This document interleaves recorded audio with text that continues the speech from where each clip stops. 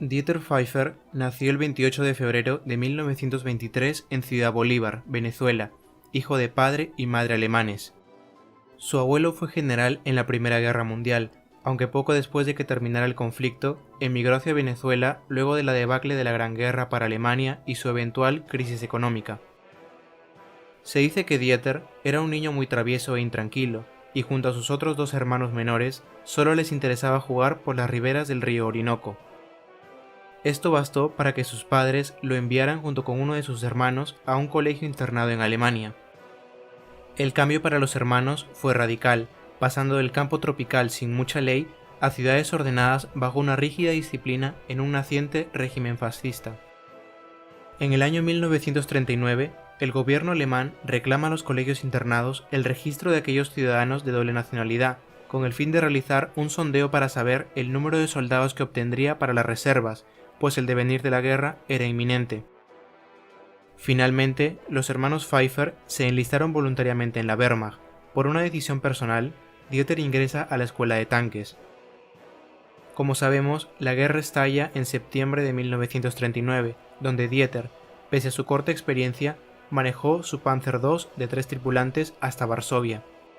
Aclaro, Dieter no era en ese momento el comandante, solo el conductor.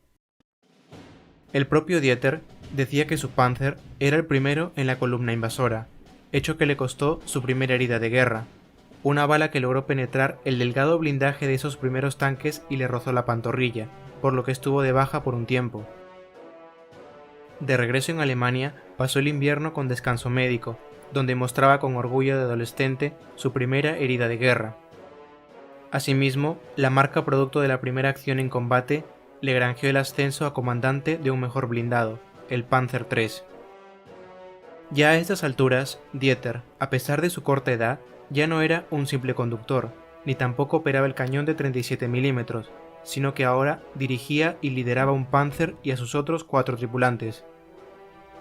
En la primavera de 1940, ya recuperado y de vuelta en acción, lo enviaron a Francia, donde su actuación fue destacable, pero sin mucho que decir debido a la brevedad del conflicto.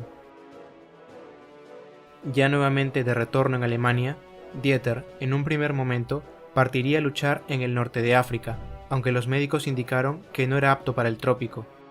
No obstante, Dieter siempre les replicaba diciéndoles que él había nacido en Venezuela, que conocía bastante bien el clima.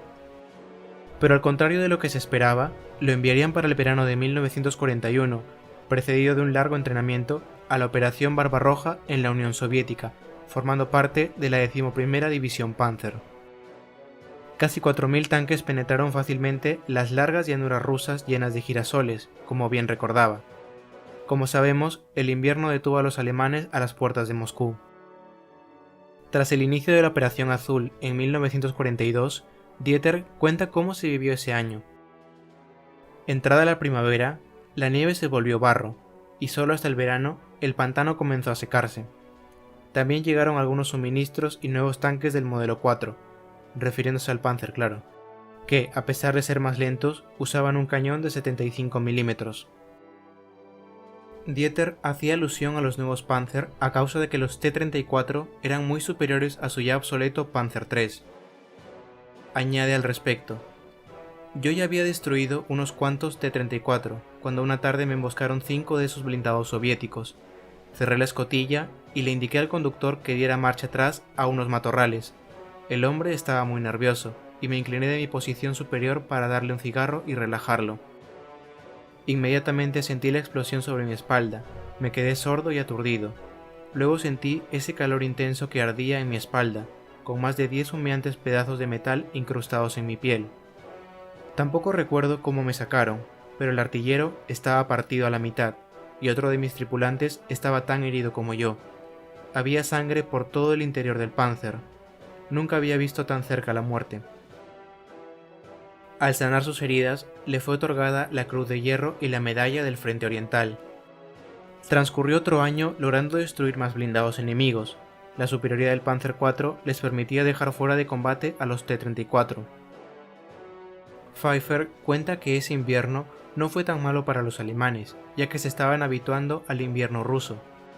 Luego entró la primavera de 1943 y cerca del verano de ese año le asignaron el nuevo tanque alemán, el Panther, tanque con el que en julio de ese año participaría en la batalla de Kursk.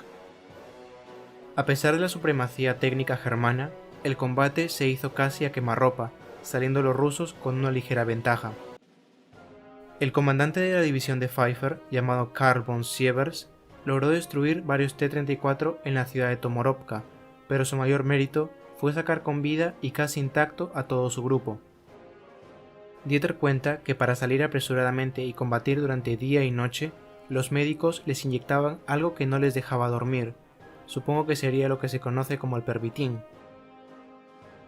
A finales del 43, tras la mítica batalla, Dieter cruzó en su retirada a Alemania el congelado río Dnieper, saliendo de Ucrania a comienzos del año siguiente. Entrando al sur de Europa Oriental, logró mantener casi intacto su grupo, cuando en marzo de 1944 un bombardeo aéreo sobre sus tanques mató al comandante de la división von Sievers.